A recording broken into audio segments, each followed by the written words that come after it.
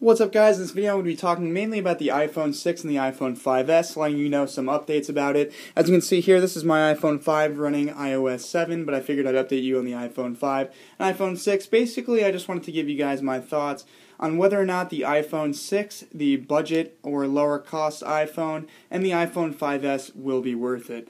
Now, before I begin, the iPhone 6 and the iPhone 5S are merely the names that have been floating around for these devices. They're rumors.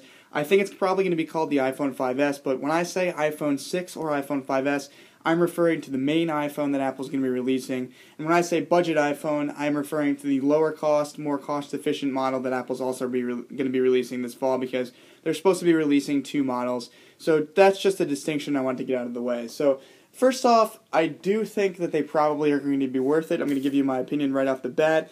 In terms of features, Apple is supposed to be including this as an S upgrade, similar to the way that the 4 was upgraded to the 4S. The iPhone 5 is going to be upgraded similarly to the 5S. Now, in terms of features, this is supposed to include the regular incremental upgrades. It's supposed to include a better battery, better RAM, better camera, all that good stuff. In terms of exact specs, it's supposed to have about 2 gigs of RAM, which is double the RAM that it has now on the iPhone 5. It's supposed to have a 12-megapixel camera, supposedly, as I've heard, which is better than it has now, possibly with slow-motion cameras. It's supposed to have the new iOS 7 operating system, which is great. The battery life is supposed to be included a lot better. It's supposed to have an A7 processor, not just a modified A6 processor that the iPhone 5 has now. So overall, all of those incremental upgrades are supposed to be good. But there is a catch into whether or not I do think it's worth it. I do think Apple's going to have to include something over the top, something rather extraordinary that's going to make people upgrade it, because although they will actually buy it if it is an incremental upgrade, I do think they're going to have to include better features to make their products compete with the Motorola X and other smartphones that are going to be on the market at the time. So the iPhone 5, their main selling point was the bigger screen and upgraded Siri and all that good stuff.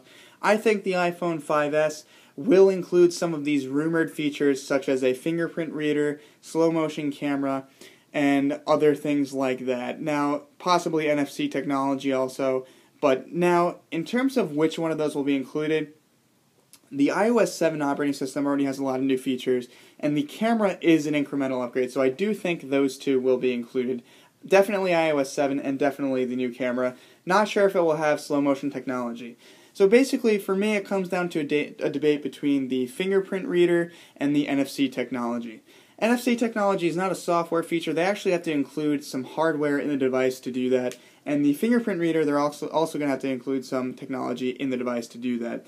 Now, a lot of people have been speculating that the screen of the iOS 7 operating system the lock screen has been updated to include room for a fingerprint reader. That's why you can unlock from anywhere. If you guys don't know what I'm talking about, as you can see here, you can simply unlock from anywhere on the home screen using iOS 7. So people have been speculating that is going to be a fingerprint reader, which I do think is possible, but I think they are going to include NFC technology, which allows you to pay for products in stores using your iDevice and smartphone. I think that's a lot more likely than fingerprint reader, so I'm going to say they're going to include NFC technology. And the fingerprint reader, I think, will be a secondary feature, but I do think they're going to be including it, because that would be really cool. I do think the lock screen is formatted perfectly for it, and I think they're going to be updating it to include the fingerprint reader as well. So overall, in my opinion, I do think it will be worth it. I, as a tech reviewer, am probably going to go out and do a review for you guys, even if I don't purchase it, but I probably will be purchasing it. So stay tuned for the review on that. But for the everyday person who's not a tech reviewer, I think if you're with the iPhone 4S, you definitely should upgrade, just because you should upgrade every 2 years no matter what, unless you really want to save the money. But if you want to save the money from the iPhone 5, I don't think it'll be a huge upgrade, but I think it'll be pretty cool. I personally am going to be upgrading, as I said before, and if for some strange reason some cool new feature like a 4.3-inch screen comes out, or NFC technology or fingerprint reader comes out, then I think it could possibly be worth it for you guys, along with the new iOS 7, even if you're on the iPhone 5. So those are my thoughts on whether or not the iPhone 5S/iPhone 6 will be worth it.